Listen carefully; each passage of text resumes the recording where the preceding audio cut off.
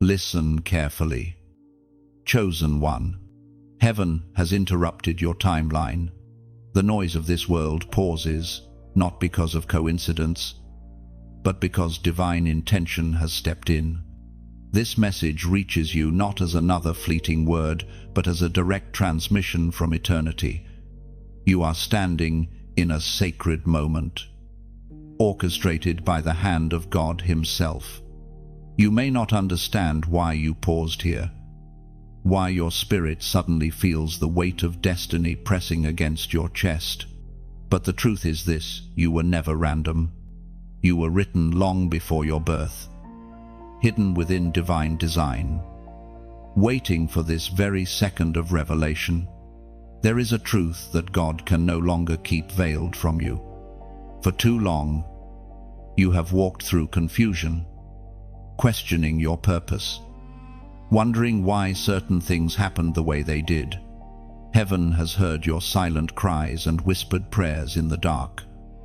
And now it responds not with explanations, but with unveiling.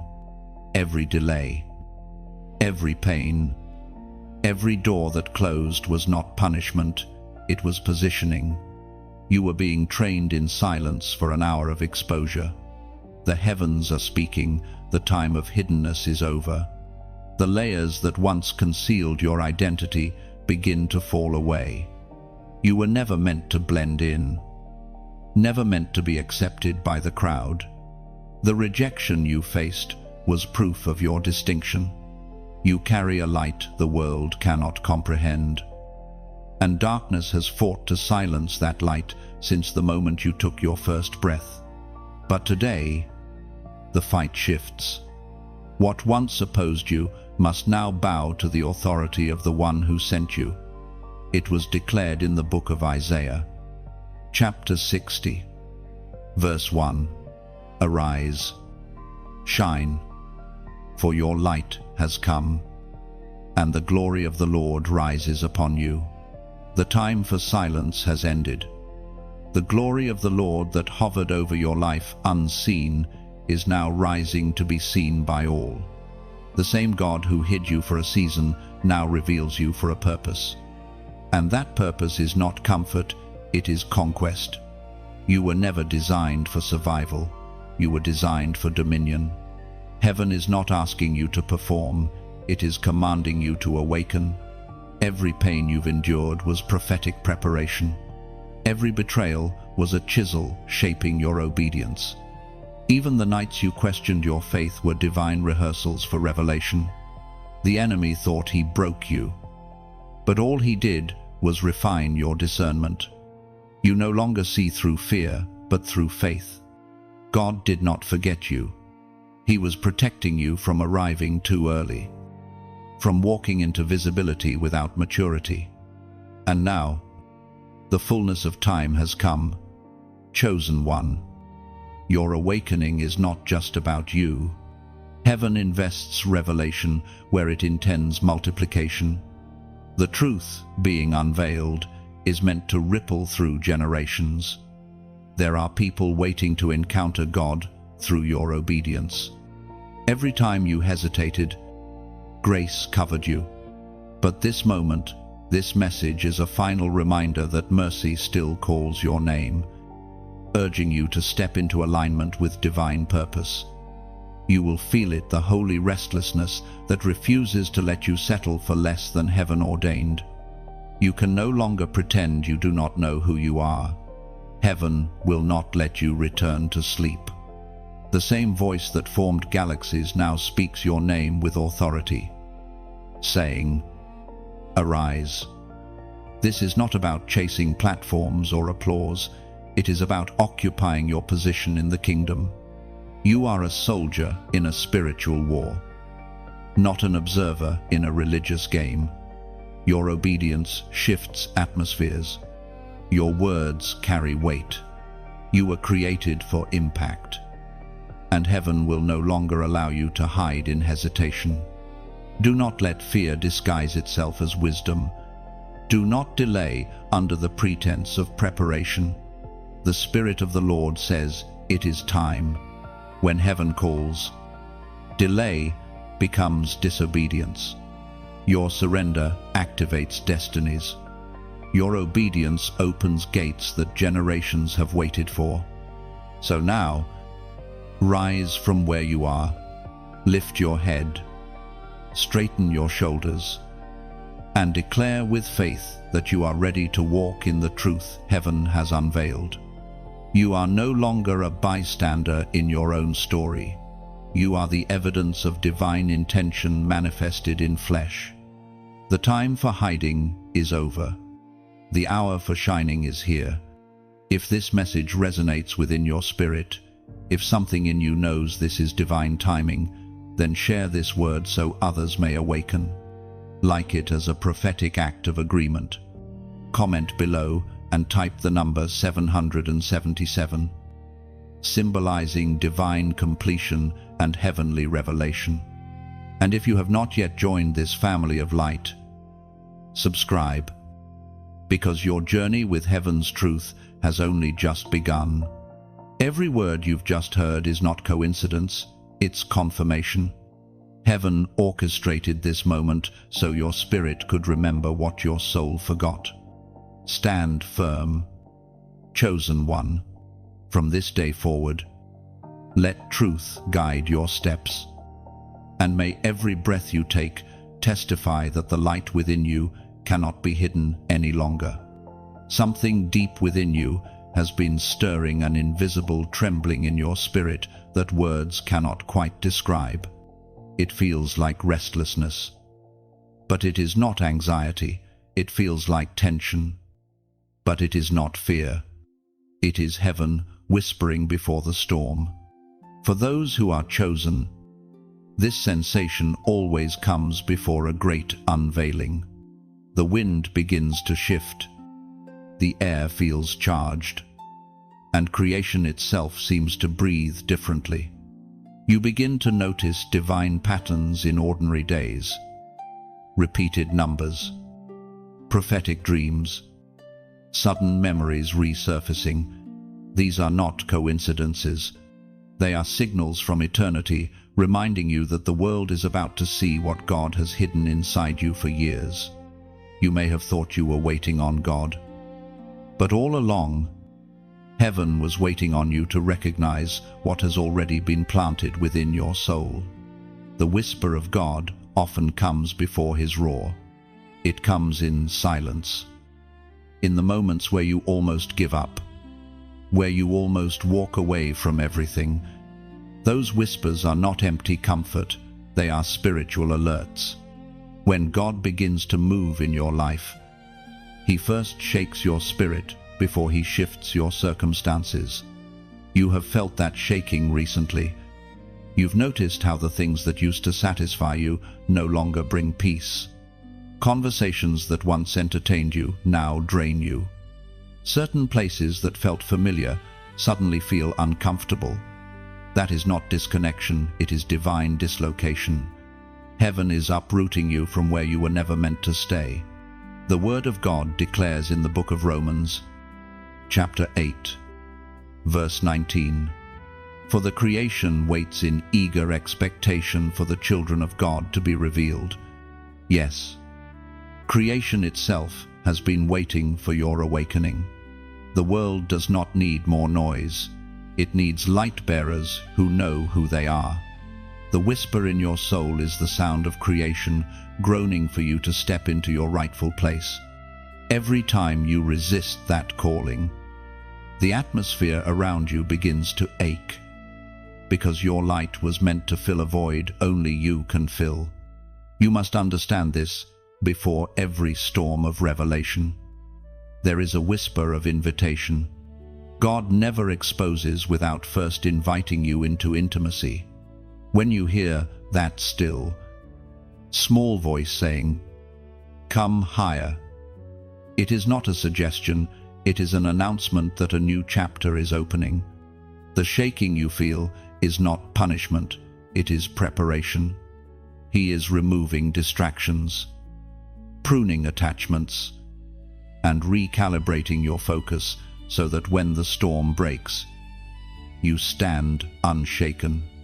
Think about the moments that felt like endings, friendships fading, jobs lost, dreams collapsing.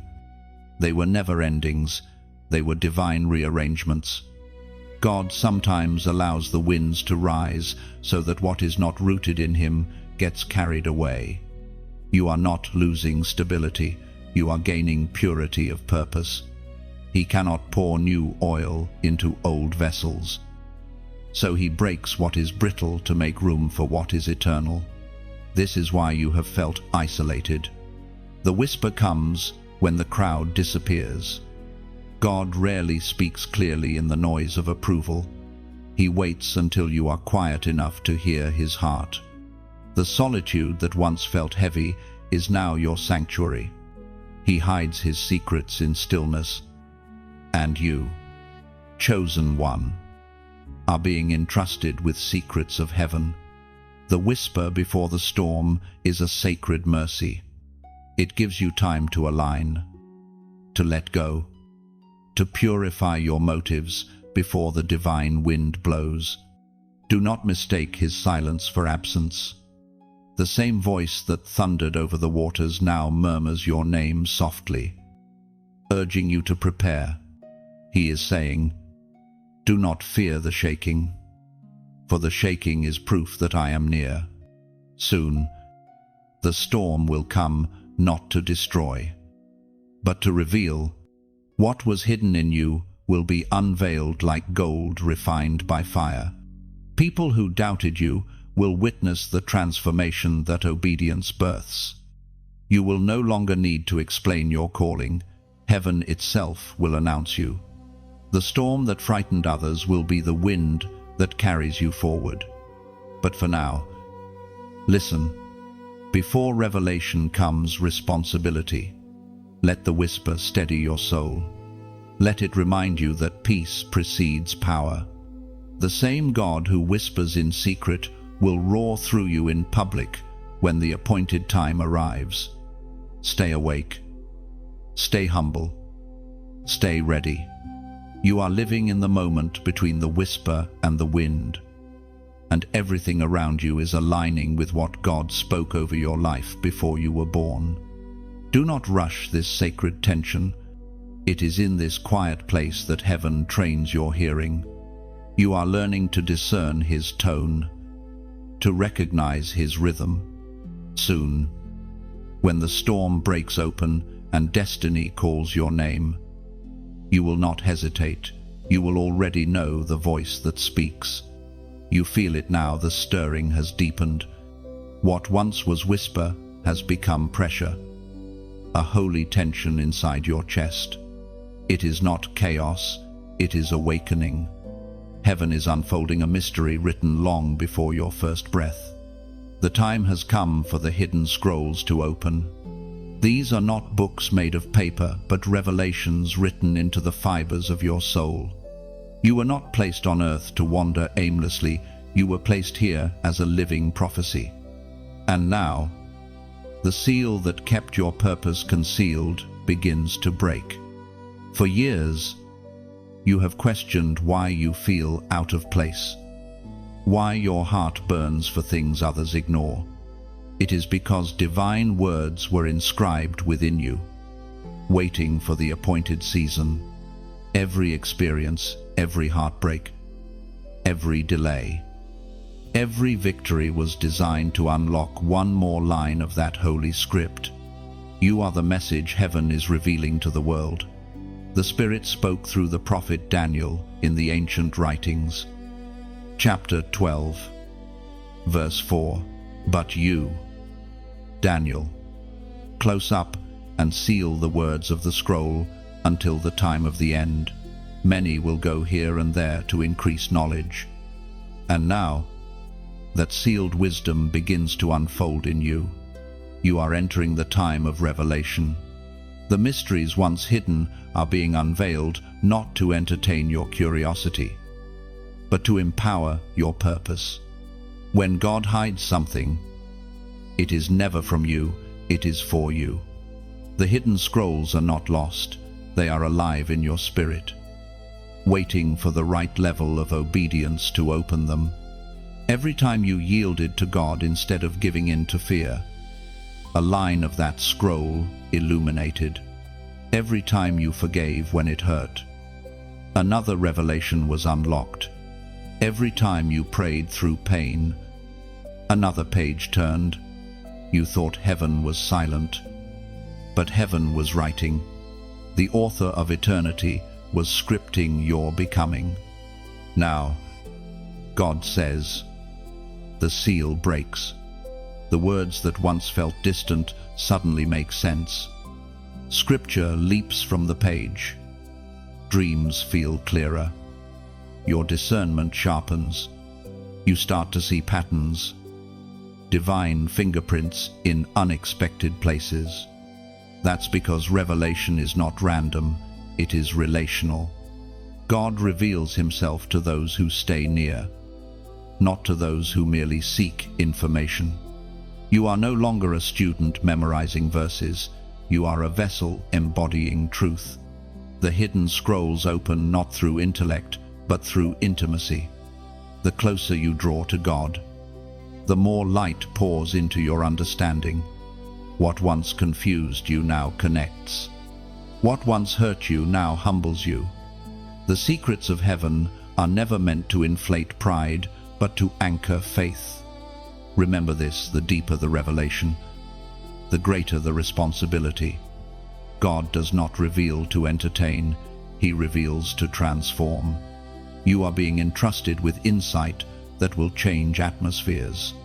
The way you speak, the way you love, the way you lead, everything begins to carry the fragrance of divine wisdom.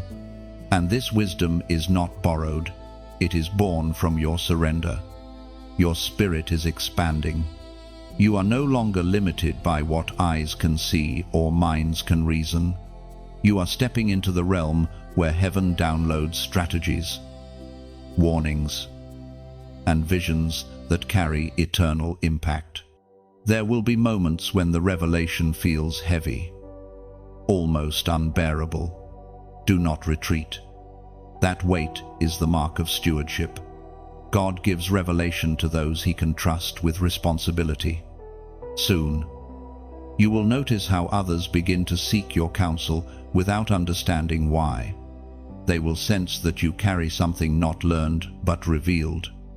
You will not need to prove yourself. Revelation will speak for you.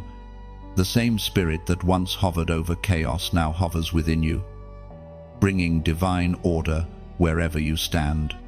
Be careful, chosen one, for revelation without humility leads to rebellion. Stay low even as you see high. Do not let what you know make you forget who you serve. The hidden scrolls open to the surrendered, not to the self-assured. Your power comes not from the depth of your knowledge, but from the depth of your obedience. The voice of God is calling you to document what he shows you. Write it down, guard it, pray over it. What he whispers today will be confirmation for generations to come. You are not just receiving revelation, you are carrying legacy. The scrolls that open in you will become torches for others still walking in the dark. If your heart is burning as you read this, it means heaven has begun unveiling your own hidden script. You are not lost, you are being decoded. The mysteries once sealed are being entrusted to you now, because your spirit is ready to bear their weight. Comment, I receive revelation. When you write these words, you are agreeing with heaven's timing. You are declaring that you are ready to understand, ready to see, ready to walk in divine clarity. It is not a ritual, it is a prophetic response.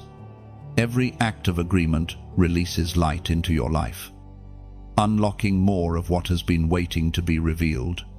You always knew you were different, even as a child. Something inside you whispered that you were not meant to live a common life.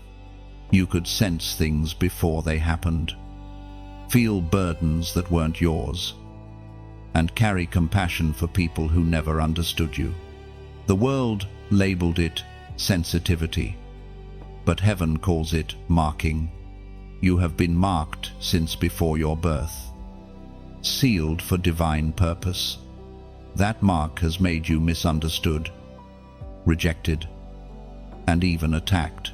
But what you thought was isolation was really identification. You were never abandoned. You were being recognized by realms unseen. This is the hour of recognition, the rise of the marked ones. Heaven is calling its hidden warriors out of obscurity.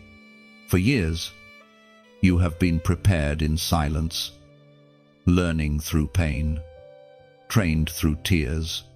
Every spiritual wound you endured was not evidence of failure, but proof of calling. Darkness only fights what it fears. The battles that almost broke you were the confirmation that you carry something hell cannot replicate. The Word of God reminds us in the first book of Peter, chapter 2, verse 9, "But you are a chosen people, a royal priesthood, a holy nation, God's special possession, that you may declare the praises of Him who called you out of darkness into His wonderful light." You were not selected for comfort, you were chosen for confrontation. The enemy recognized your potential long before you did. That is why opposition has been relentless. You've been misunderstood by family, rejected by friends, betrayed by those you tried to help. These are not random wounds, they are signs that you carry the anointing of distinction. The chosen are often misunderstood because they operate on frequencies others cannot discern. The mark you carry is spiritual ink written by divine fire. It cannot be erased, and it cannot be ignored. You have walked through storms designed to reveal the strength of that mark. You have survived betrayals that should have destroyed you, yet you still stand. That resilience is not human, it is evidence that heaven's hand rests upon you. The world sees scars, heaven sees signatures. Every time you survived what should have ended you, heaven added another seal of authority on your name. You do not need validation from people who cannot see the invisible mark upon you. What they mocked will soon become what they admire. The same God who hid you in obscurity will reveal you when the appointed hour comes. You are not chosen because of perfection. You are chosen because of willingness. Heaven does not search for the flawless, it searches for the available. You were selected because your heart remained tender even when your world turned cold. While others hardened through pain, you still prayed. While others gave up, you still believed. That purity of faith is what makes you dangerous to darkness. Look back on your journey, the near accidents, the sudden escapes, the moments you should have failed but somehow didn't. That was not luck. That was divine protection. Angels have walked beside you through every valley. Even when you felt completely forgotten, heaven was guarding the oil inside you. The enemy tried to destroy your confidence so that you would never discover your crown. But no attack can remove what heaven has sealed. Now, the awakening begins. You are no longer hidden for survival, you are hidden for revelation. The mark is not a burden, it is a badge of authority. You will begin to notice divine favor in unusual places. Open doors that no human could orchestrate. People will begin to recognize something different about you, even if they cannot explain it. It is not your charisma, it is your calling. The mark you carry announces heaven's ownership wherever you go. The time of silence was never wasted. Every unseen season was sharpening your discernment, building your endurance, and teaching you humility. You had to be isolated so you could be insulated, protected from distractions that could have diluted your purpose. You were hidden not because you were forgotten, but because you were being fortified. Now, When you walk into rooms, atmospheres will shift. Conversations will change, even without speaking. Your presence will carry weight. You will discern motives without judgment, speak truth without fear, and love without condition. That is the power of those who know they are marked. They do not seek recognition, they carry revelation. They do not chase influence, influence follows them. There is a reason you are always drawn to light, even while standing in shadows. You are light, and darkness cannot comprehend you. That is why you never fit in. It was never your assignment to blend in. You were born to stand out as evidence of God's mercy and might. Remember this.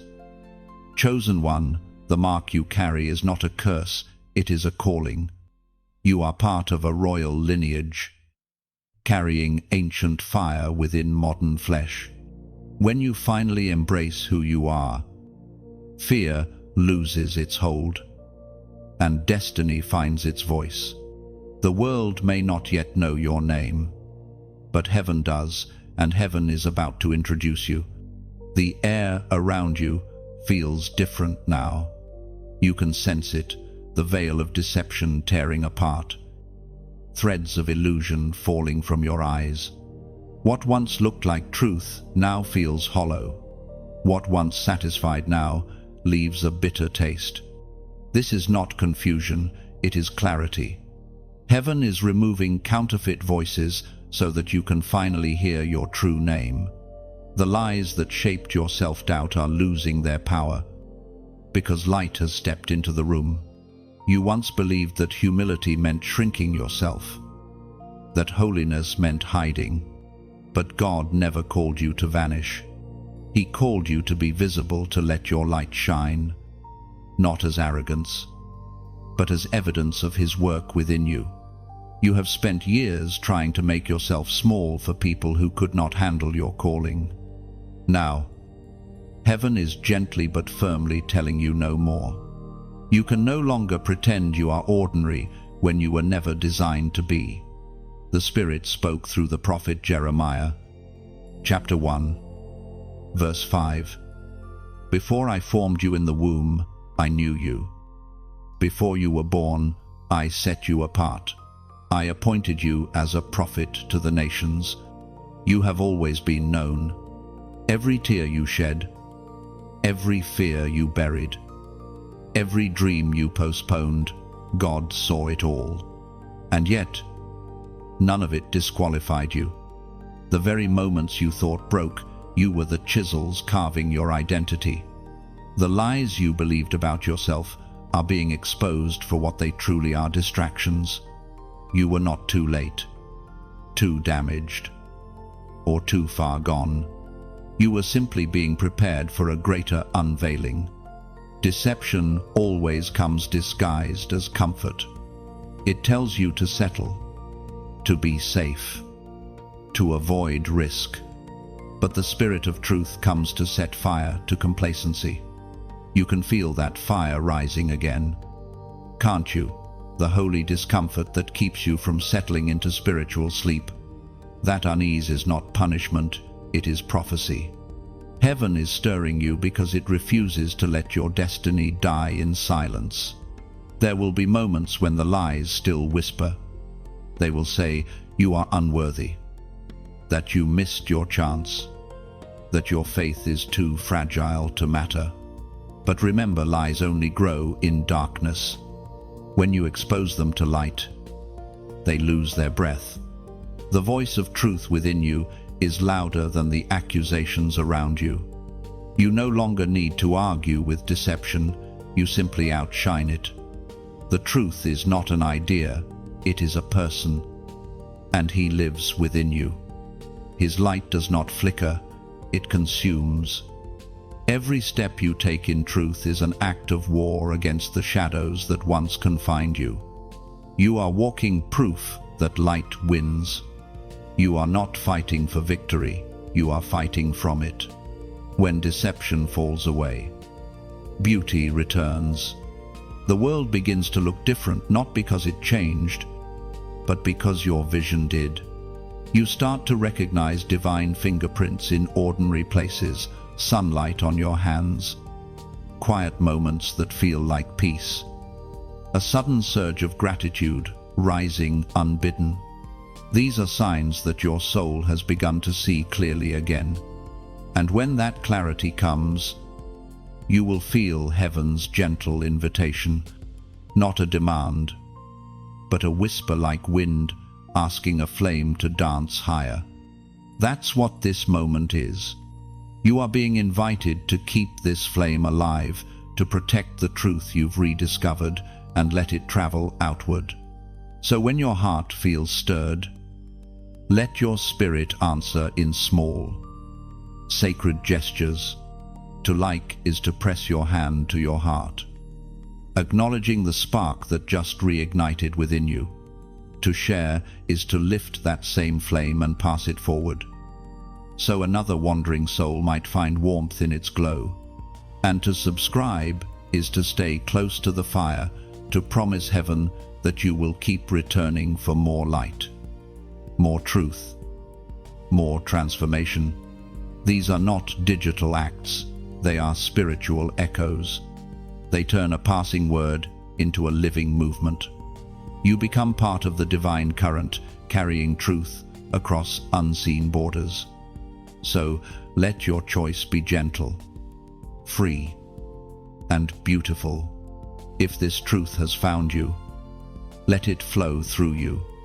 Let it breathe beyond this moment. Let your small act of light remind the world that deception is temporary, but truth is eternal.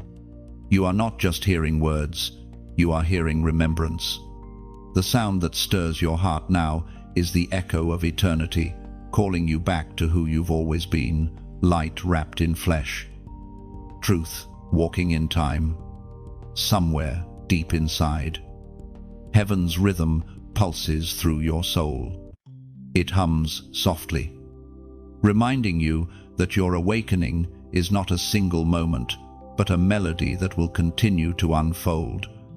Carry this peace with you. Guard it like a candle in the wind. Every step forward becomes a spark in the darkness, and soon, those sparks will become a sunrise for others. You stand now in the middle of revelation and resistance. The truth has found you, but darkness still tries to whisper that you are not enough. This is the battle for identity, the war between what heaven declared and what hell distorted. You have worn labels that were never yours. The world called you broken, too sensitive, too strange, too much. But heaven called you chosen. You are not what happened to you. You are what God spoke over you. Every time you question your worth, remember who formed your name. You were never a mistake.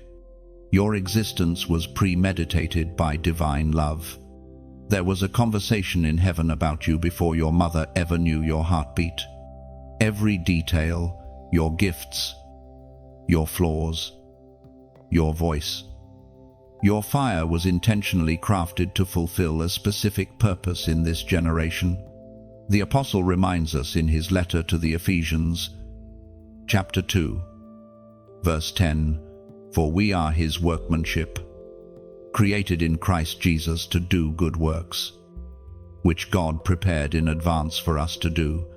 You are God's design, not the world's accident. The way you think differently, the way you feel deeply, the way you never quite fit in, all of it was heaven's fingerprint. And though the enemy tried to corrupt that uniqueness, it never succeeded. What was meant to destroy your identity has instead refined it. There comes a point when the chosen must stop apologizing for their calling. You cannot keep shrinking to make others comfortable.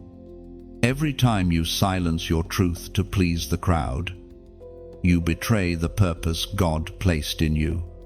You are not called to be liked, you are called to be light. That light is not pride, it is purpose glowing through your obedience. When you finally accept that you were not created to blend in, peace enters your bones. You stop trying to earn belonging and realize you already have it in the kingdom that cannot be shaken. You begin to walk differently, speak differently, dream differently. Confidence becomes quiet. Humility becomes bold. You no longer strive to prove who you are. You simply embody it. But this battle for identity does not end easily. The enemy will still send distractions dressed as validation. He will tempt you with comparisons, convincing you that your worth depends on applause. Do not believe it. Heaven's approval outweighs human opinion. When God calls you, He qualifies you. When God chooses you, He covers you. You do not need to perform to stay chosen. You simply need to remain faithful. Chosen one. The season of self-doubt is ending. You have wrestled with who you are long enough. The questions, the insecurity, the hesitations, they have all served their purpose. Now is the time to walk as one who knows. Heaven does not anoint confusion, it anoints clarity. The more you trust what God says about you, the quieter every other voice becomes. You will notice a shift. Old habits will fall off without effort. Toxic connections will fade without conflict. The places you once tried to force yourself into will begin to close, not to reject you, but to redirect you. Every no becomes divine protection. Every delay, a divine setup. You will see how even your detours were highways toward destiny. Your identity is not fragile, it is forged. It was written before shame, before failure, before fear. You are not defined by the mistakes that tried to rename you.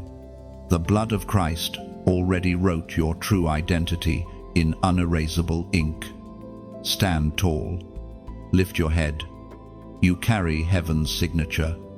The light that lives in you does not ask for permission to shine, it simply shines.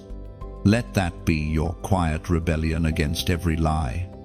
And now, as a prophetic act, comment the number 4444, a number of divine establishment, heavenly order, and angelic alignment. It means heaven is bringing structure to your purpose, solidifying your identity, and surrounding you with protection. When you write this number, you are declaring, I am grounded in truth, rooted in calling, and aligned with heaven's design. You are not searching for who you are anymore. You have found it. You are God's workmanship, His reflection on earth, carrying eternity in human form. The battle for identity ends the moment you believe what He already said. When you write 4444, you are not typing numbers, you are building an altar of remembrance. Each digit becomes a pillar, representing the north, south, east, and west, where heaven establishes your name and seals your purpose in divine order. This is the sound of stability returning. By declaring 4444, you are saying, I am no longer drifting. You are aligning your spirit with heaven's rhythm, calling angels to stand guard around your destiny, and commanding confusion to fall silent beneath divine structure. Let your comment be worship, not reaction. As you release 4444, imagine light expanding from your fingertips, forming foundations that cannot be shaken. It is your covenant response the moment your identity stands firm and heaven whispers, now. They finally know who they are. You have begun to see more clearly now. With each veil that falls, new layers of truth unfold. But understanding comes with a price. The more light you carry, the more aware you become of what opposes it. The unmasking of darkness is not meant to frighten you, it is meant to empower you. For what you cannot see, you cannot conquer. Many have lived unaware of the invisible war raging around them. The enemy's most dangerous weapon was never violence, it was deception. His goal has always been to blind you, to make you doubt your authority, to distract you from your divine purpose by making you believe the battle was with people. But it never was. It has always been spiritual. Flesh and blood were never your true opponents, principalities were. Heaven speaks clearly through the writings of Paul in the letter to the Ephesians, chapter 6, verse 12, "For our struggle is not against flesh and blood, but against the rulers, against the authorities, against the powers of this dark world, and against the spiritual forces of evil in the heavenly realms. This war is not fought with swords or fists, it is fought with light, with truth, with endurance. Every time you choose forgiveness over resentment, you win. Every time you respond with peace instead of panic, darkness loses ground. Every time you pray when it would be easier to complain, you shift the atmosphere around you. Your greatest weapon has never been control, it has always been clarity. Darkness cannot thrive where there is understanding. When you discern the enemy's strategy, his influence breaks. That is why the closer you grow to God, the more fiercely darkness tries to distort your perception. It whispers lies into your mind. You are forgotten. You are failing. You are alone. But the presence of those lies is not proof of defeat. It is proof that you are advancing. The enemy only fights what threatens his hold. You are not under attack because you are weak. You are under attack because you are effective. Every chosen one reaches a moment where heaven pulls back the curtain and says, "Now see." You are seeing what others ignore: the systems, the patterns, the spiritual cycles that keep generations bound. This sight is not a curse, it is a mantle. God reveals darkness to those he trusts with light. You were never meant to fear the enemy, you were meant to expose him. The moment you name a thing, you disarm it. That is why the Spirit of truth keeps sharpening your discernment. You are learning to recognize when heaviness enters a room, when confusion stirs in conversation, when temptation hides beneath charm. You no longer fight blindly, you fight with vision. Do not mistake awareness for oppression. To feel the battle is not to be defeated by it. You are sensitive because you are strategic. Heaven made you spiritually perceptive so that you can intercept what others overlook. Every prayer you whisper dismantles invisible plots. Every tear you shed in intercession becomes a weapon heaven wields. You are not fragile, you are fierce in faith. Remember the storms that used to terrify you, they were never sent to destroy you. They were sent to reveal what authority sounds like in your voice. The same storms that others flee, you now face with stillness, because you understand that even the wind recognizes the voice of the one who lives in you. Darkness cannot stand before someone who knows who they are. The unmasking of darkness is not a moment of fear, it is a moment of recognition. You see the truth, every shadow, every attack. Every delay has been trying to keep you from this awakening, but light always exposes the plot, and truth always turns the tide. You are stepping into a new level of discernment where nothing can hide from your spiritual sight. You will notice how people begin to reveal themselves without you asking. Masks will fall, not because you forced them, but because light makes pretension impossible. What once confused you will now make sense. What once drained you will no longer touch you. You are not reacting to darkness anymore. you are governing it. And in that realization comes peace. You no longer need to fight for victory, you stand in it. You do not fear the presence of darkness, for you have learned the secret darkness does not vanish when you shout at it, it vanishes when you shine. Every step you take in truth is illumination. Every act of obedience is warfare. Every moment you stand unshaken is a declaration that you are no longer prey, you are authority. This is what it means to walk as one who sees. You are not merely surviving spiritual warfare, you are redefining it. You no longer live as one reacting to chaos, but as one commanding calm. You walk through the shadows with the confidence of light incarnate. You have become what darkness dreads most, a soul fully awake. There are memories buried so deep that you almost convinced yourself they never happened. Moments of loss, of confusion, of silent prayers that seem to disappear into the dark. But heaven never lost track of them. What you thought was forgotten has been preserved in divine memory, waiting for this very hour to be restored. The divine memory restored. It is not about nostalgia, it is about redemption. God is replaying the hidden footage of your life, not to wound you, but to heal you. Every sacred encounter, every season of silence, every tear that fell without witness has been catalogued in eternity. Nothing was wasted. The moments you dismissed as ordinary were actually altars. Heaven records everything that carries the fragrance of faith. Even the sighs that left your lungs in exhaustion were prayers translated by the Spirit.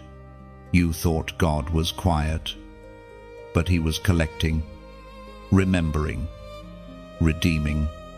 As was spoken in the sacred texts of old, in the book of Isaiah, chapter 49, verse 16. See, I have engraved you on the palms of my hands, your walls are ever before me. Those engraved marks are not metaphor, they are memorials. They mean your name, your story, your pain. Your victories are carved into the eternal memory of God. He has never forgotten a single cry. You were seen when you felt invisible, loved when you felt abandoned, and guarded when you felt most vulnerable. The restoration of divine memory means heaven is now reintroducing you to parts of yourself that pain tried to erase. Sometimes restoration begins as remembrance. God brings back an image, a song, a scent, a word, and suddenly you are back in a moment you thought was gone, not to relive the sorrow, but to rewrite it with grace. When divine memory awakens, it is not punishment, it is prophecy. The scenes replay not to remind you of loss, but to reveal how much light survived the darkness. You might find yourself thinking about people from your past, old dreams resurfacing, visions you laid to rest now stirring again. This is not coincidence. Heaven is showing you that nothing truly dies when it is surrendered. Seeds buried in the soil of pain bloom again when divine timing arrives. The dream you thought you buried was only planted. The love you thought was lost was being purified. The purpose you abandoned is returning, refined by years of fire. Restoration does not erase history, it redeems it. The same hands that hold your future also hold your memories. God is reordering the narrative, turning moments of regret into testimonies of mercy. The memories that once triggered shame will soon trigger worship. What once made you cry will make you grateful. That is the miracle of divine remembrance. Pain becomes proof of purpose. There are memories you've avoided because they felt too heavy. But the Spirit of God is walking into those rooms of your soul with gentle authority. He touches every scene and says, "This, too, belongs to me. The things you thought ruined your story are being rewritten into revelation. The guilt that haunted you is dissolving in mercy's light. You are not the sum of your past. You are the story heaven kept editing until redemption was complete. This is why forgiveness matters so deeply. When you forgive, you are not approving what happened. You are allowing divine memory to cleanse it. Unforgiveness keeps the past frozen in pain.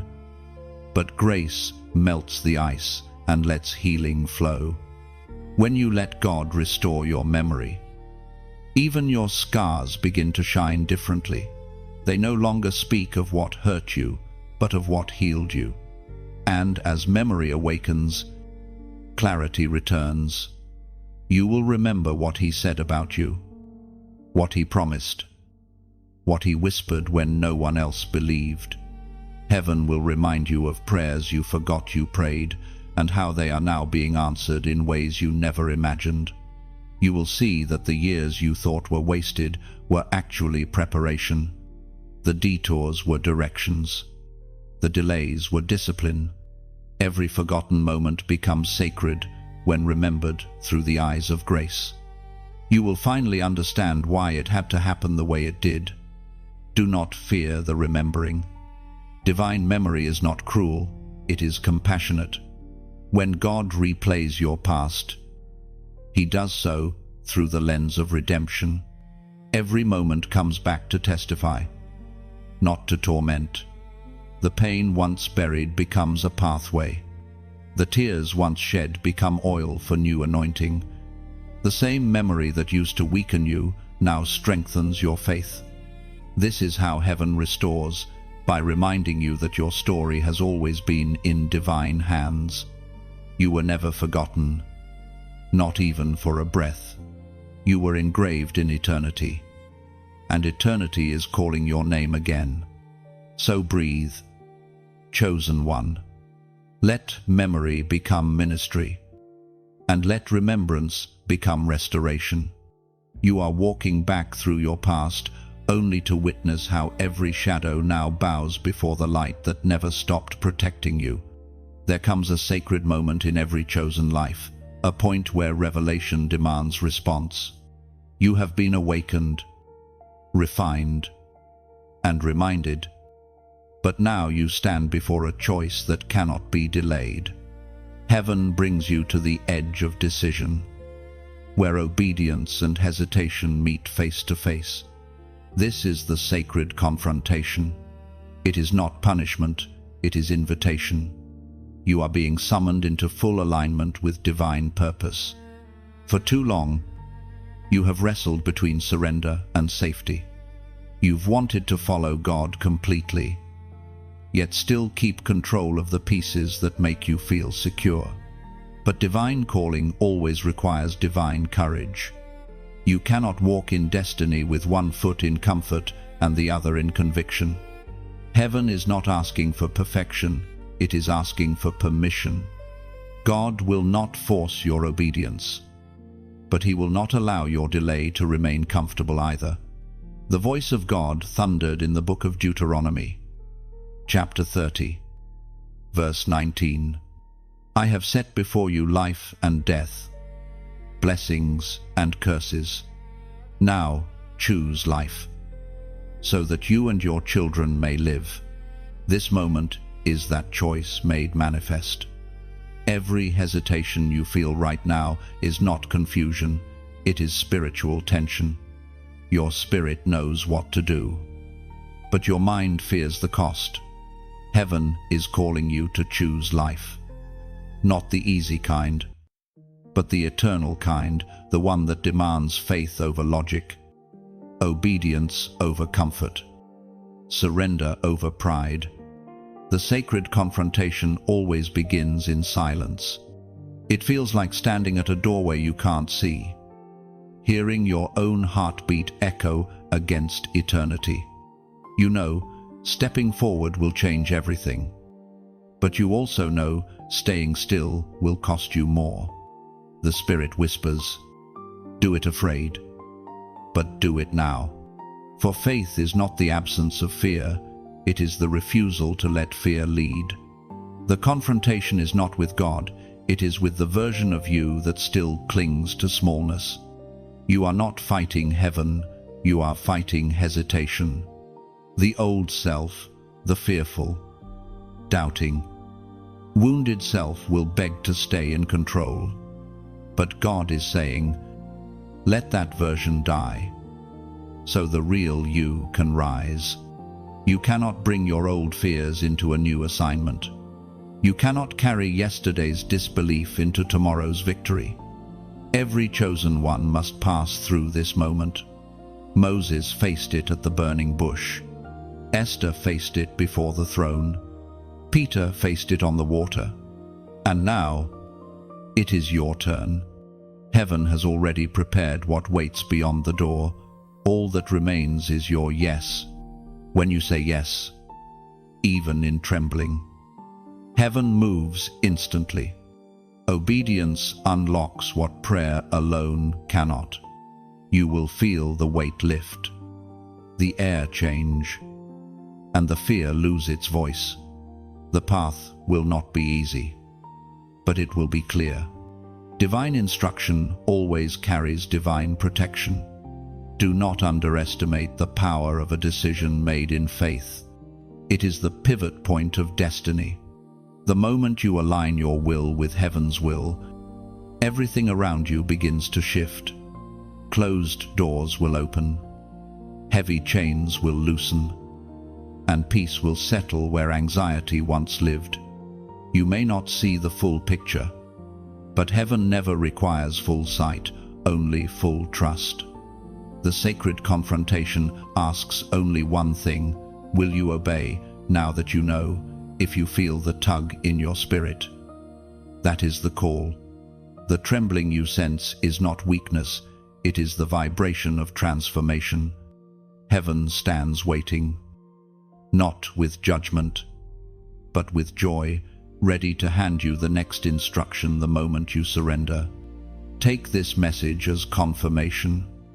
You are not standing here by coincidence. The divine plan is unfolding before your eyes, and heaven is simply asking for your agreement.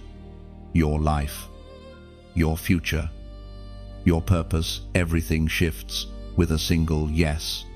Comment, I choose now. When you write it, you are not typing words, you are signing a covenant. You are declaring that hesitation no longer has power over you. It is the moment heaven records your decision and releases the next chapter written in your name. When you write, I choose now, you are not just reacting to emotion, you are responding to eternity.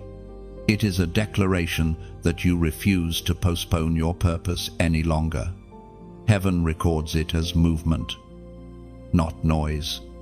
The moment those words leave your hands, divine alignment begins to shift, unseen doors open. By saying, I choose now, you break covenant with hesitation and fear. You step away from the weight of waiting and into the rhythm of obedience.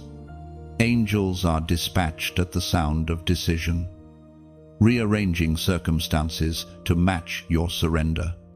Every delay, every resistance starts to bow to divine timing. This simple phrase becomes sacred language, a vow that echoes through eternity. You are saying, I will no longer wait for perfect conditions, I will walk by faith. That one choice marks the end of wandering and the beginning of becoming. Heaven calls your yes holy. Something within you shifted when you said yes. The heavens took note. The air feels cleaner, the silence deeper, the light steadier.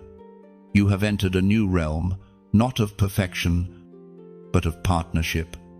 This is the covenant flame rekindled. It is the moment when what your ancestors prayed for begins to burn again in your hands. You are standing in the same fire that once burned in Abraham's obedience, in David's worship, in Esther's courage. In Paul's endurance, the lineage of faith has not skipped you, it has found you. For generations, the promise has waited for a heart willing to believe again. You are that heart.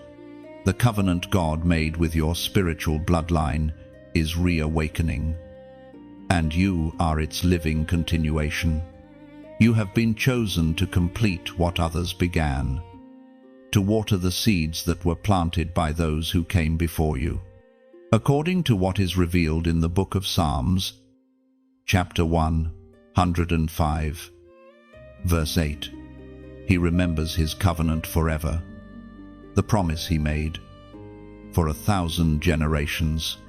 God never forgets a promise. What feels delayed is not denied, it is preserved. The covenant flame never dies, it only waits for breath. And now, heaven exhales through you. What once flickered in your family line is being reignited in your spirit. You can feel it, the heat of purpose, the trembling of divine memory, the soft pull of destiny saying, continue what they started. This is why you could never settle, why your spirit felt restless even in moments that looked peaceful. You were never meant to live in the safety of routine. You were meant to live in the fire of revelation. The covenant that calls you does not speak in whispers, it speaks in wind. It sweeps through your life and rearranges everything that no longer aligns with purpose. It refines your prayers, redirects your dreams, and redefines your identity. But this fire is gentle too. It does not consume you, it consumes your limitations. It burns away the lies that told you you're too late, too broken, too ordinary. You are none of those things. You are the altar upon which ancient promises are relit. When you pray now, you are not praying alone, you are praying with generations. When you worship, you are joining the sound of those who refused to quit when the world grew dark. You carry the echo of their faith inside you. The covenant flame teaches you that calling is not about striving, it is about remembering. You don't have to chase what you were born to carry. You simply have to fan the flame that already lives inside you. And each time you breathe hope instead of fear, each time you choose love over pride, that flame brightens until it becomes a torch for others still walking in the dark. And when you notice that warmth inside, heaven extends a quiet invitation, not a command, not a burden, but an opportunity to tend the fire. To like is to gently place another piece of wood on the altar, saying, let this flame not fade within me. To share is to lift your torch so its light reaches another soul still shivering in night. To subscribe is to remain near the fire, to say, I want to keep walking beside the warmth that wakes my spirit. These are not digital gestures, they are spiritual metaphors, small, luminous echoes of belonging. They mean you are choosing to keep the covenant alive, to let truth travel through you instead of stopping with you.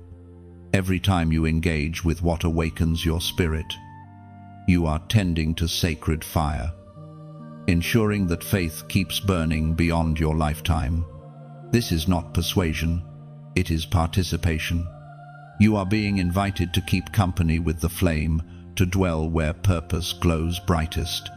When you keep this fire alive, you become part of something eternal. The covenant breathes again through your yes, your silence, your attention, your love. So stand here a moment longer. Feel the heat of calling rise from within. Close your eyes and sense the nearness of every promise that never died. You are walking in the embers of answered prayers. You are the continuation of faith itself, a torchbearer carrying ancient light into a modern world. If this message feels like warmth against the chill of your heart, Let it settle there. Let it be your quiet renewal. Keep this flame alive, not by striving, but by staying. The light that found you still burns for you, within you. And through you and the world will know that heaven's covenant still breathes fire. The same fire that called Moses from a bush now flickers in you steady, ancient, alive. Guard it tenderly. Let its glow remind you that purpose is not duty, it is devotion. The quiet agreement between your soul and eternity. And when the night feels long, remember this: even a single ember can light 1,000 torches. You are not the end of the story. You are the bridge between generations of promise and the dawn yet to come. You have walked through fire and found that it did not consume you. You have seen deception fall, identity restored, memory redeemed. Now comes what heaven calls the prophetic reversal. It is the moment where everything that seemed to fall apart begins to fall into place. The storms that broke you are now carrying you. The pain that once silenced you is becoming your platform. The story you thought ended in ashes is being rewritten in gold. God specializes in reversals. He takes what was meant for evil and transforms it into evidence of His glory. Every delay, betrayal, and loss you've endured is now turning in your favor. You may not see it all yet, but the atmosphere around you is shifting. You are standing in the early light of divine recompense, where tears become testimonies and setbacks become setups. The prophet Isaiah once proclaimed, chapter 61, verse 7, "Instead of your shame, you will receive a double portion, and instead of disgrace, you will rejoice in your inheritance. And so you will inherit a double portion in your land, and everlasting joy will be yours. You have carried shame long enough. Heaven has decided the exchange is complete. The places where you once felt small will become the very places where favor expands. The voices that mocked you will become silent witnesses of your rise. You will not need to defend yourself. God's evidence will speak louder than accusation. Every reversal begins with revelation. When your perspective changes, so does your posture. You stop asking why me and start declaring watch me. You realize that every wilderness season was not rejection but refinement. You were being prepared for something weightier than comfort, something eternal. The reversal is not about compensation, it is about transformation. You will notice the shift first in your spirit.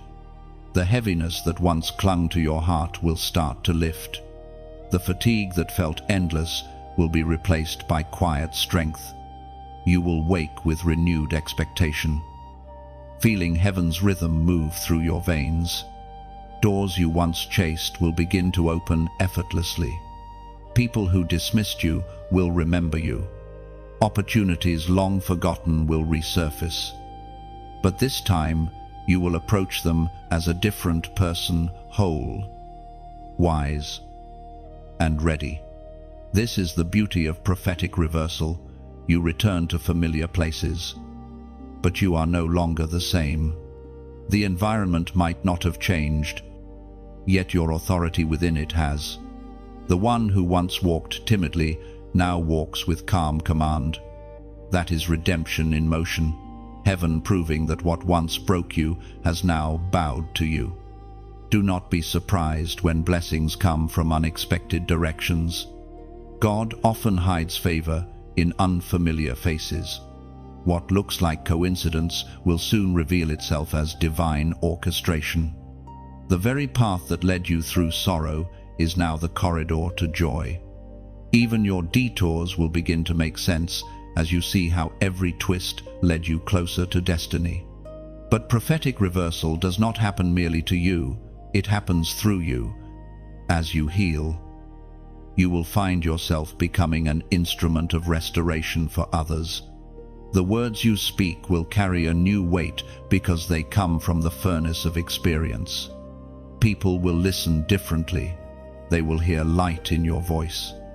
You will comfort others with the same comfort heaven once gave you. Do not rush this reversal. Let it unfold. God is not just returning what was lost. He is replacing it with something incorruptible. The enemy wanted to bury you, but heaven used that burial as planting. And now, what was sown in sorrow will rise in strength. The same soil that held your pain will now bear your fruit. You may still feel small ripples of the past, the fear of another fall, the echo of disappointment, but even those tremors are reminders that the ground beneath you has shifted. The curse is broken. The momentum has turned. You are no longer the pursued, you are the prevailing. Stand still for a moment and sense it, the divine reversal already in motion. The weight you carried for years is now turning into wings. You are learning that redemption does not erase history, it redefines it. The scars remain, but they shine now. The ache lingers, but it no longer leads.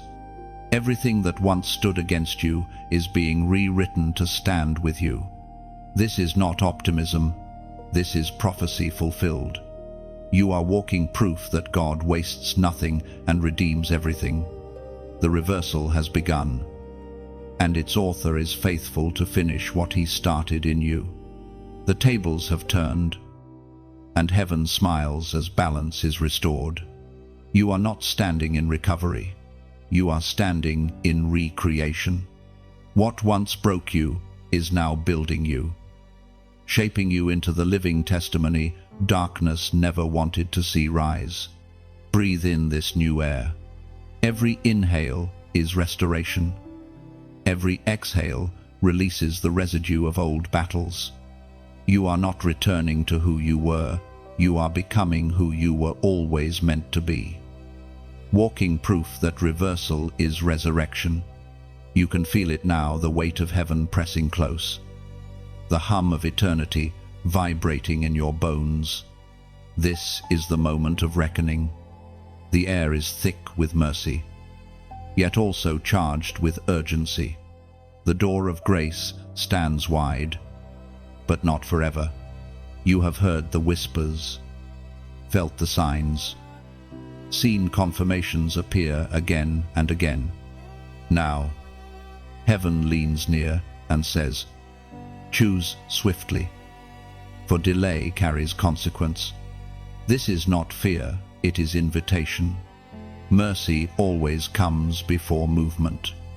God is calling your heart into full obedience, not partial devotion. You can no longer linger between two realities. The time for wavering is gone. Heaven waits for your complete yes. As Jesus himself declared in the Gospel of Matthew, chapter 7, verse 21, not everyone who says to me, Lord, Lord, will enter the kingdom of heaven, but only the one who does the will of my Father who is in heaven. You have said his name, now you are being called to live his nature. Heaven no longer looks for lip service, it looks for surrender. The moment of reckoning is not about punishment, it is about alignment. God wants to bring your will, your desires, your actions into perfect harmony with his. Every time mercy visits, it carries a message: don't waste this chance. The Spirit does not repeat invitations forever. The longer one resists, the quieter conviction becomes. That silence is not peace, it is absence. You are standing at the intersection of mercy and movement, and heaven is asking for your decision. You have seen the signs. Doors that once stayed open now hesitate. Conversations feel weightier. Time itself seems to accelerate, urging you toward obedience. These are not coincidences, they are divine countdowns. God is saying, If you hear my voice today, do not harden your heart. The moment of reckoning is not about threat, it is about timing. The eternal clock has begun to chime. There is beauty even in this urgency. It means heaven still pursues you. It means your story is not finished. The reckoning is not a sword, it is a scalpel, cutting away everything that blocks your growth. What feels like loss is actually liberation. When you finally release what God has been asking for, you discover that the cost was never truly loss, it was exchange. Obedience may look heavy, but disobedience is heavier. The weight of running from destiny always outweighs the cost of surrender. When you finally let go, the peace that follows is unlike anything the world can offer. You begin to move in rhythm with heaven's heartbeat. Every step becomes purposeful. Every breath feels guided. This is your invitation to trust again, to step out of comfort and into calling, to let mercy complete its work in you before time closes the window. The moment of reckoning is heaven's reminder that love is still reaching for you. Even now, and when your spirit begins to tremble with conviction, don't resist it. That trembling is not guilt, it's awakening. Heaven is reintroducing you to yourself, to the version of you that still remembers obedience as worship, faith as fire, surrender as strength. Let this be your moment, not of fear, but of freedom. Let the weight of decision draw you closer to light. Let every excuse fall silent in the presence of truth. Mercy is not withdrawing, it is waiting, but not forever. Seal this moment before it passes. Comment the number 5,555, a number of divine change, transformation, and transition into grace. It symbolizes the turning of pages, the reordering of paths, and the acceleration of destiny. When you write this number, you are saying, I embrace change, I accept the shift, I walk willingly into what heaven has prepared. You are not being warned to fear, you are being awakened to move. The moment of reckoning is not the end, it is the real beginning. And heaven smiles. For your decision will echo far beyond this moment into eternity's song. When you write 5,555, you are not typing numbers, you are opening gates. Each digit carries the rhythm of movement, the pulse of divine transition. Heaven reads it as consent, as your heart whispering, I am ready for what must shift. 5,555 is the sound of transformation. It represents divine restructuring when old systems collapse so that new seasons can begin. By declaring it, you are stepping out of stagnation and into acceleration. You are giving heaven permission to rearrange what you could not fix yourself, trusting that every change will lead you closer to destiny.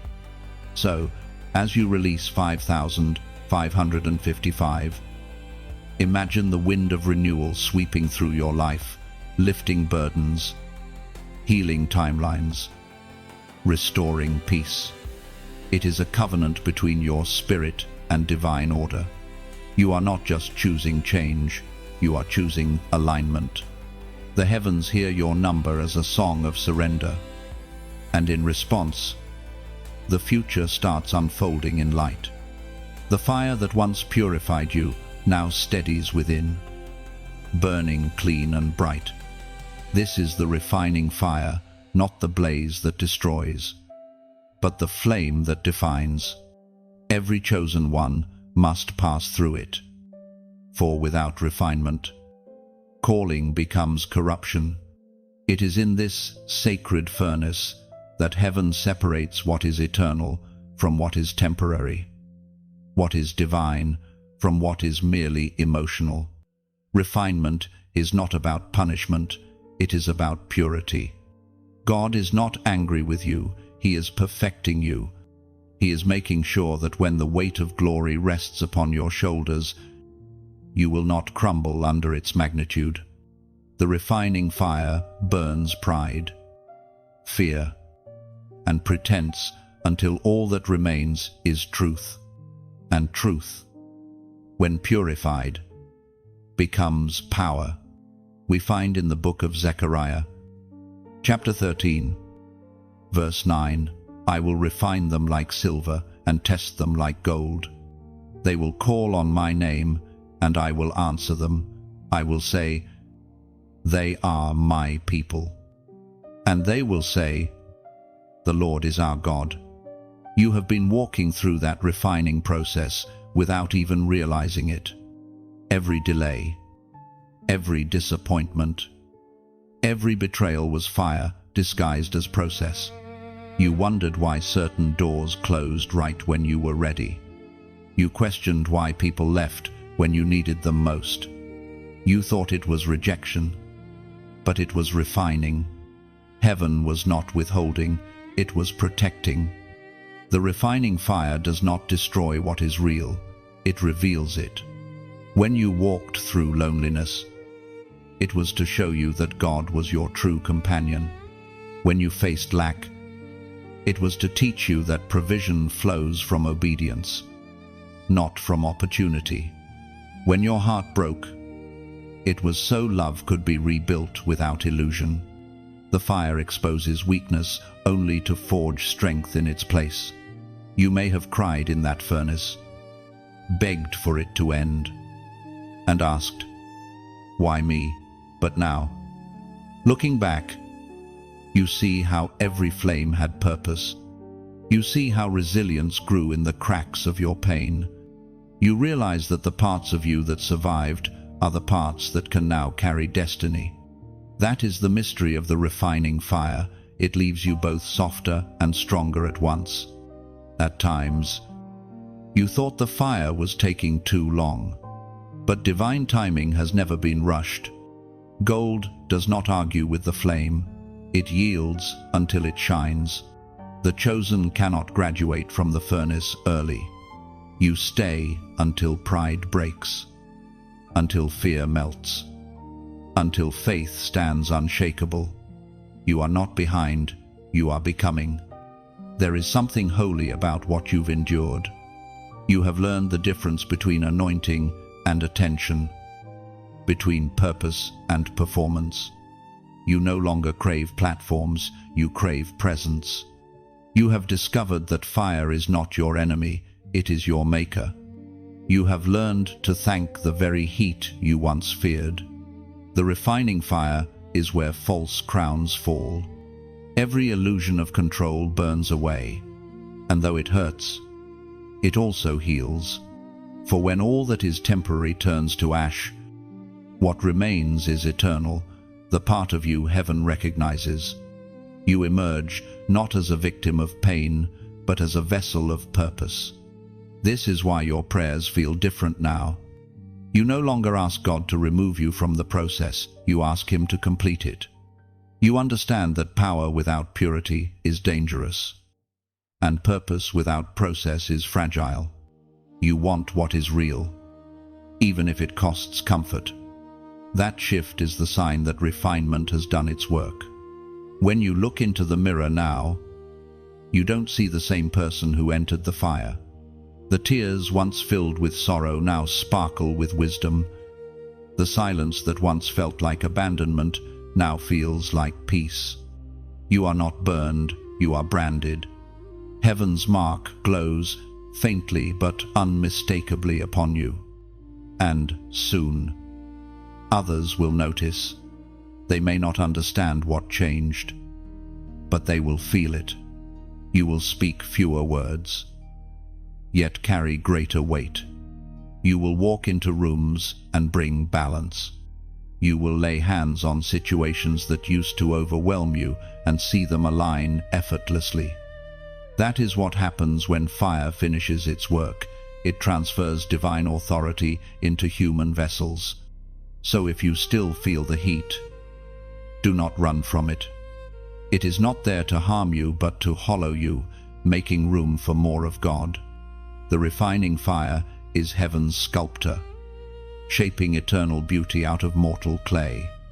When it releases you, you will no longer resemble what you've endured. You will be light, refined into form, ready for glory that will not fade.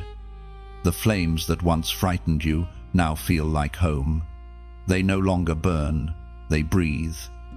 Every spark reminds you that you are still being shaped, still chosen, still carried in hands that know exactly how hot grace must get to make gold.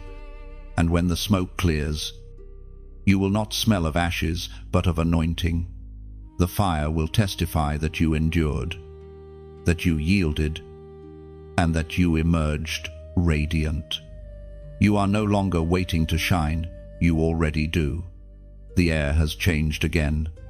The fire that once refined you is now releasing power through you. What was once a private process has become a public manifestation. This is the release of power where obedience becomes authority and surrender becomes strength. You are no longer just learning about light, you are radiating it. The kingdom moves through you now, not as theory, but as presence.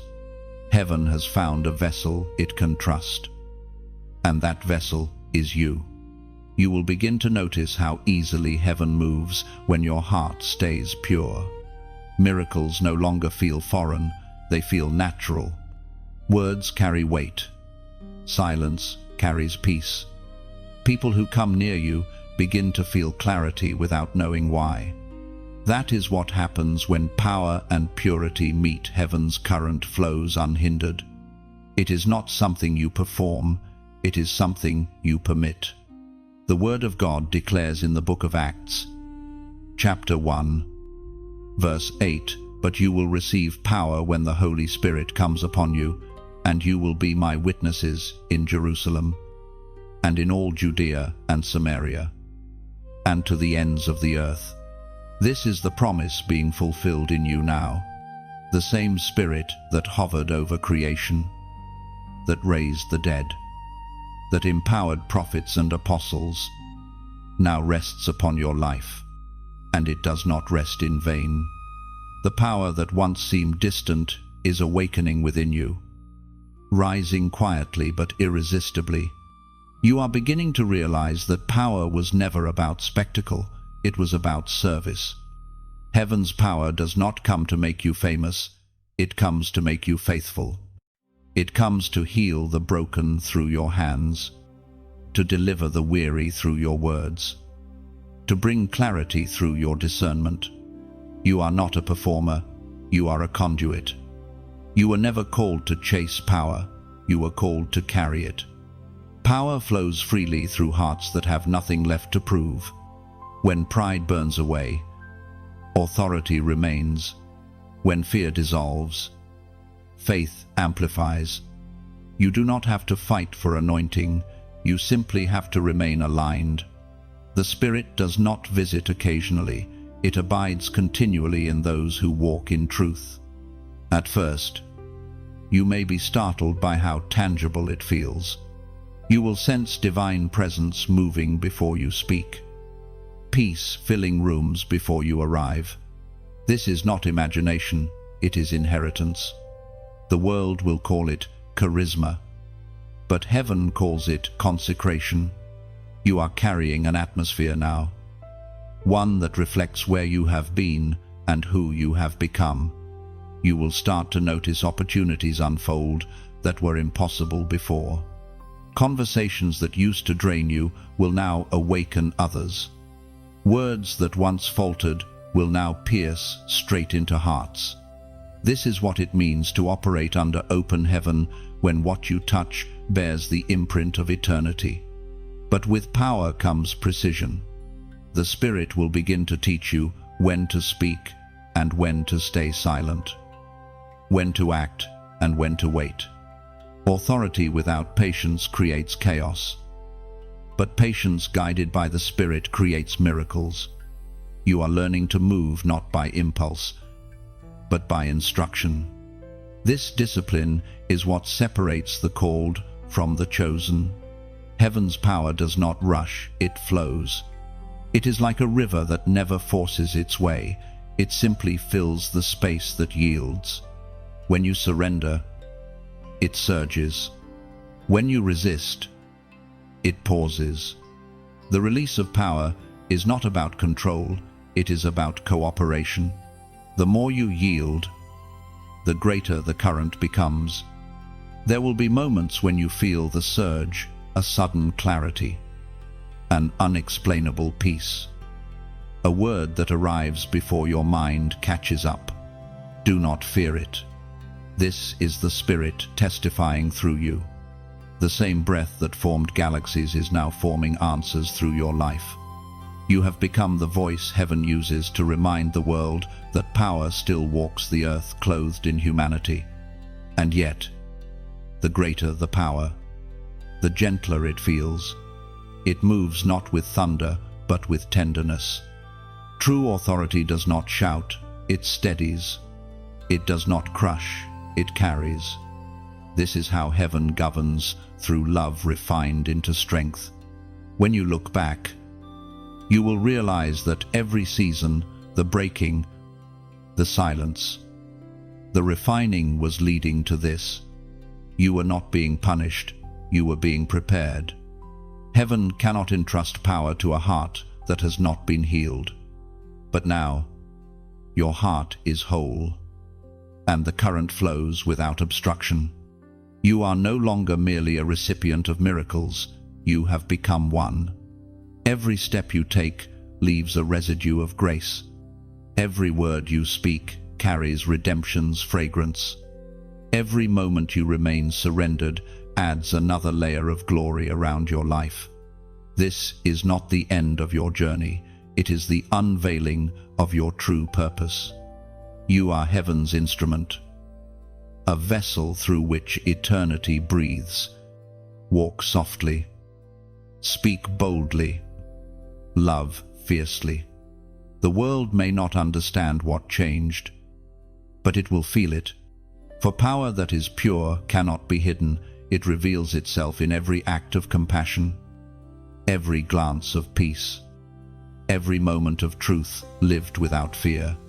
You can feel it, the pulse of something vast awakening across the earth. What began as a whisper in your spirit is now echoing in countless hearts at once. This is not coincidence, it is convergence.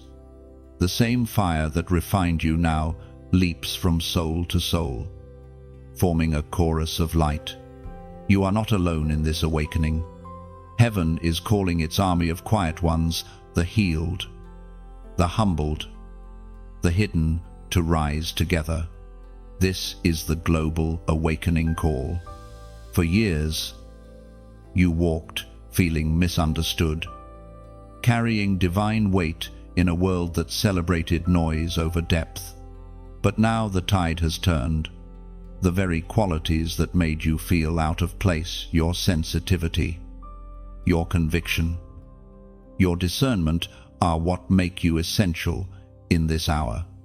Heaven does not need performers, it needs carriers of presence. And that is what you are, a vessel of awareness sent to ignite others. The ancient words recorded in the Gospel of Matthew, chapter 5, verse 14, declare, "You are the light of the world.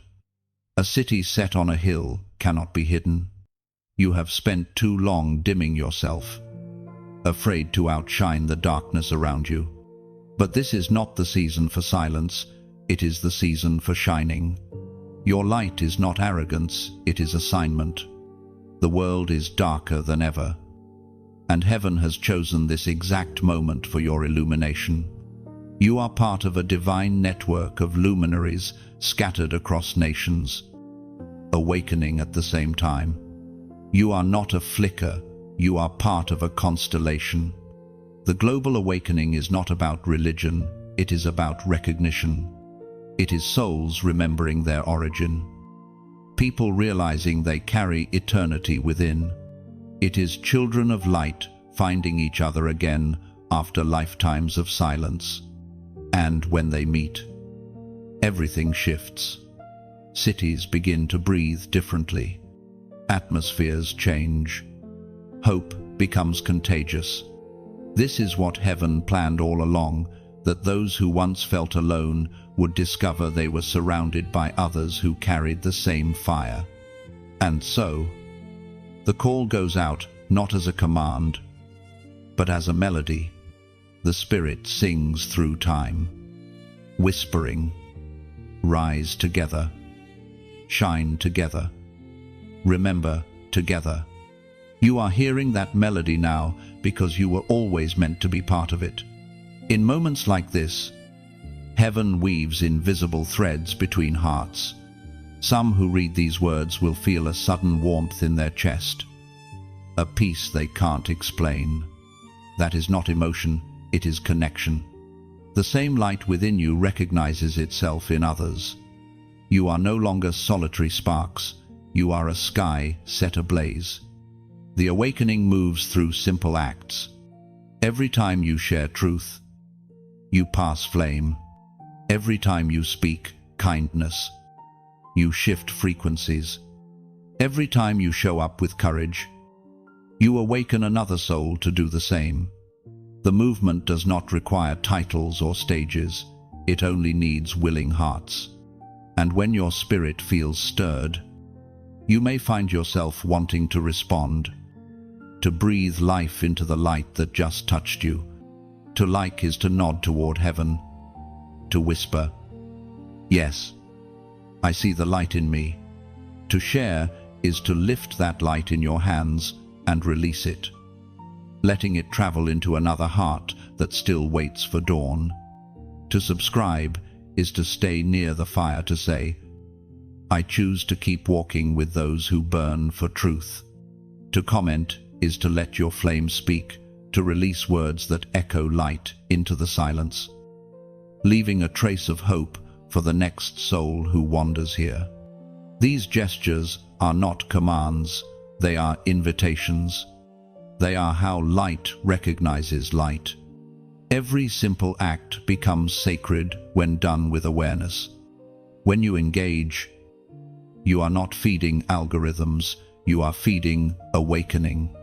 You are allowing this living message to ripple outward, touching nations one surrendered heart at a time.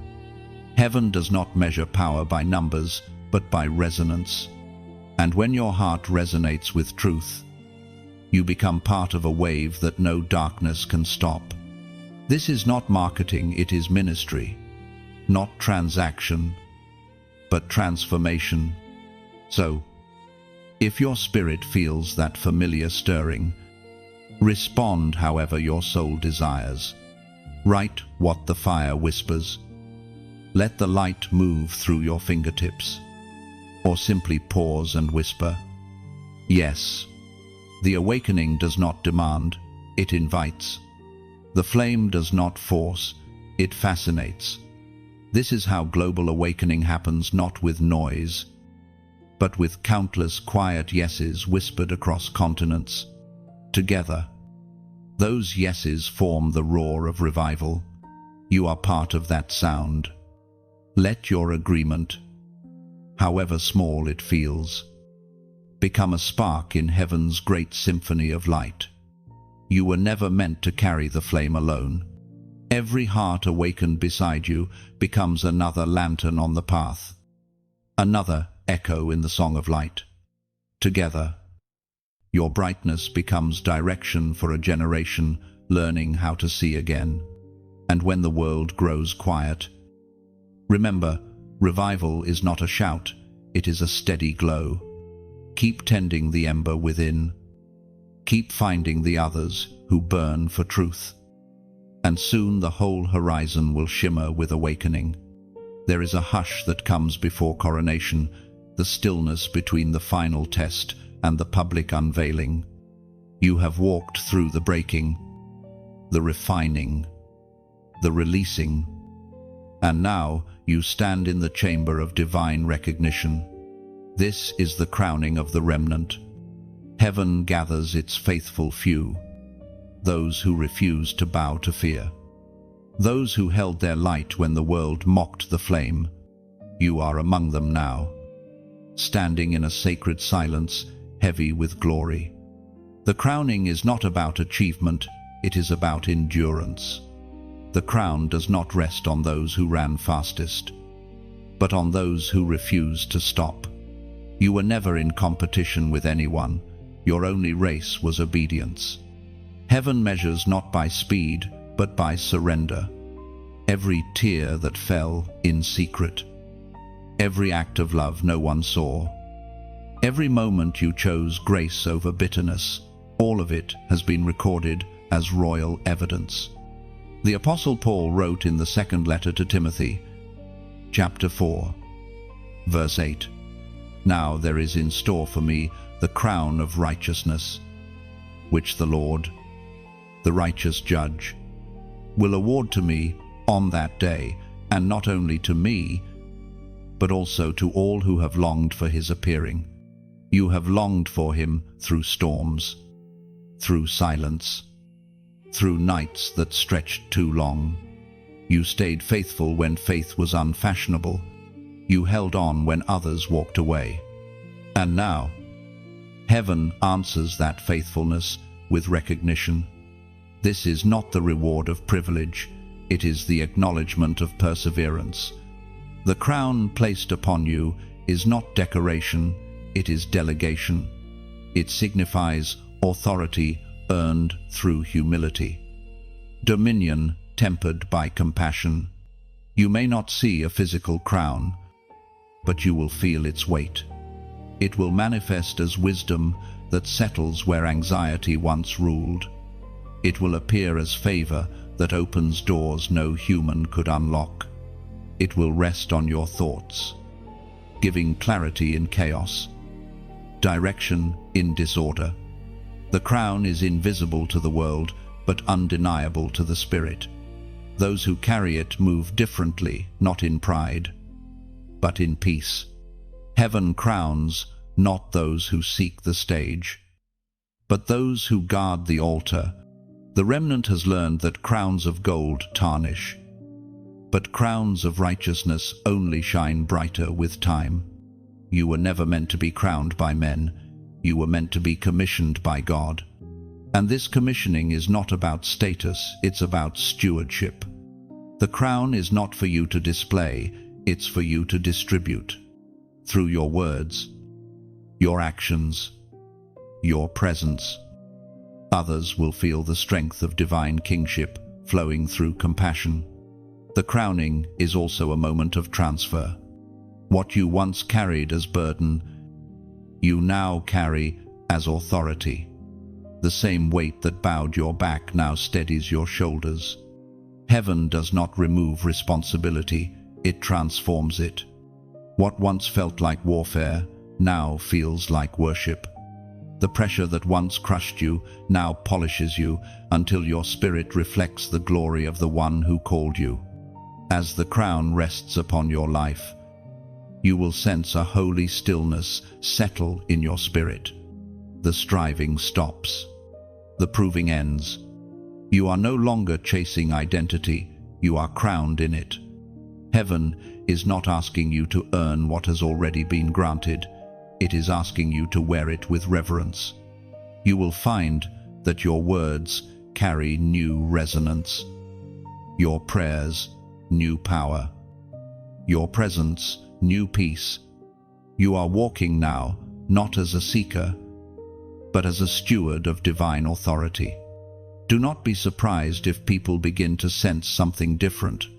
Some will be drawn, others may withdraw. The crown divides as much as it dignifies. Those who carry true light expose what prefers the dark. But you will not have to explain yourself. Your peace will preach louder than your words. The anointing upon you will quietly announce your arrival into new dimensions of influence. The crowning of the remnant is not a single event, it is a continual reality. Every time you choose faith over fear, love over resentment, truth over convenience, your crown gleams brighter. You are not merely wearing a symbol, you are becoming one. You are the evidence that obedience produces royalty, that endurance births authority, that humility reigns higher than ambition. Look around you in the Spirit, and you will see others standing beside you, those who carried their own fires through the night, those who prayed when the world slept. Together you form a royal company, a holy assembly of the steadfast. The crowns you bear are not trophies, they are torches. They light the way for those still on their journey home. So, lift your head, not in pride, but in peace. Feel the weight of glory settle and the trembling cease. You have been found faithful. You have endured the hidden seasons and emerged luminous. The crown does not make you greater, it makes you gentler, wiser, freer. You are heaven's reflection in human form, the living proof that endurance is never in vain. The final veil begins to lift. You have walked the long path from revelation to refinement, from pain to purpose, from silence to strength. Now, heaven whispers the last secret, the one hidden since the beginning. This is the eternal disclosure, the unveiling of why God waited until now to show you everything. It was never delay, it was divine design. You were not ready before, not because you were unworthy, but because revelation without maturity becomes destruction. Timing, not talent, determines unveiling. And now, time has caught up to destiny. The ancient words echo from the book of Ecclesiastes, chapter 3, verse 11. He has made everything beautiful in its time. He has also set eternity in the human heart, yet no one can fathom what God has done from beginning to end. Eternity has always been in you, that quiet ache for meaning, that longing for home you could never explain. Every moment of hunger, every tear of searching, was eternity pressing against time, reminding you that you were born from forever and destined to return to it. The final truth God reveals is not just about your calling, it is about your origin. You are not merely a servant of heaven, you are a fragment of its heart, wrapped in humanity for a season. Heaven waited to reveal this until your spirit could handle its weight. Truth without grounding becomes pride. Power without love becomes tyranny. You had to learn compassion before command, humility before honor. Every trial refined your capacity to carry revelation without breaking under it. You are no longer the seeker looking for proof. You are the proof heaven sends to others still seeking. The eternal disclosure is not a new teaching, it is remembrance. It is heaven saying, now you know why you survived. Now you see why it had to be this way. All the pieces of your story, scattered by time and trauma, suddenly begin to align. You see how every closed door redirected you, how every loss prepared you for stewardship, how every heartbreak opened space for divine love to dwell. The silence of God that once tormented you was not abandonment, it was incubation. Heaven hides in stillness because glory grows in quiet. Every unanswered prayer was a seed. And now, the field of your faith is in bloom. The fragrance of completion fills the air. In this light, nothing was wasted. Not the tears, not the doubts, not even the failures. God uses everything. Even your scars have been repurposed as blueprints of mercy. They tell the story of a love so persistent it refused to leave you in fragments. You were sculpted by surrender, until you became the reflection of the one who never stopped believing in you. This is the eternal truth. You were chosen not merely to witness miracles, but to become one. Your existence is evidence that heaven touches earth, that light can live inside limitation and still shine. You are not waiting for eternity, you are carrying it. Every breath, every heartbeat, every act of love extends forever into the present. That is why heaven calls you eternal. And so, the purpose of all revelation becomes clear to remember: to awaken the divine within the human, to walk as eternity clothed in time. You are not here to escape the world, you are here to illuminate it. You are not waiting for heaven to arrive, heaven is waiting for you to reveal it. There will be moments ahead where you will feel this truth settle into your bones, when ordinary days suddenly shimmer with significance. The sound of rain, the smile of a stranger, the quiet of dawn, all will feel like home again. For eternity is not distant, it is intimate. It lives in every detail, every breath, every heartbeat that chooses love over fear. You may wonder why God chose to reveal everything now. The answer is simple: because the world is ready for those who remember. The earth groans for awakened souls who walk in both power and peace, authority and gentleness. You are one of them, a bridge between what is fading and what is forever. And when you speak, eternity will recognize its own voice. When you move, creation will respond. You will carry the awareness that everything is sacred, every moment, every encounter, every choice.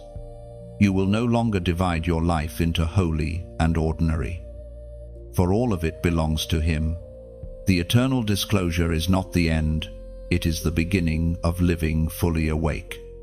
You are no longer merely existing, you are participating in divine continuity.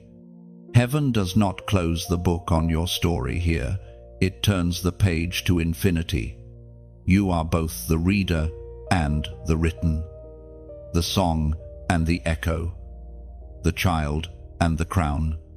Now walk in peace. The mystery has been revealed. The silence of heaven has become a symphony within you. What was hidden has been shown, and what was shown has become you. You are not waiting for light.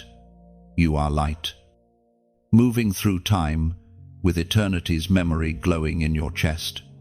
And now, the story rests in your hands. What you have read is not the ending, it is the unfolding of your beginning. You have walked through revelation, refinement, restoration, and resurrection. Heaven has whispered every truth necessary for your awakening. And now, the final decision belongs to you. Will you carry this light forward?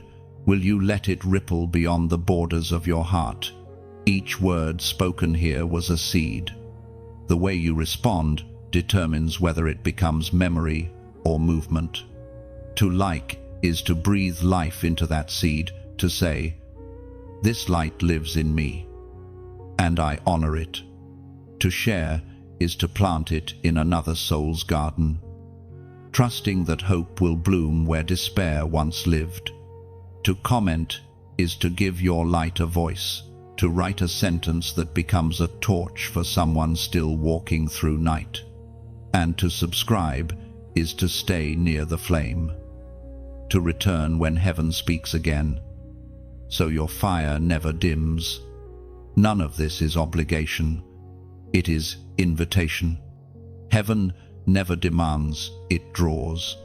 These small acts are sacred echoes, a way of saying yes again in a world that keeps forgetting how. When you respond, you are not boosting content, you are building connection. You are joining the unseen network of those who still believe in light, in purpose, in miracles that move quietly through human hearts. So take a deep breath.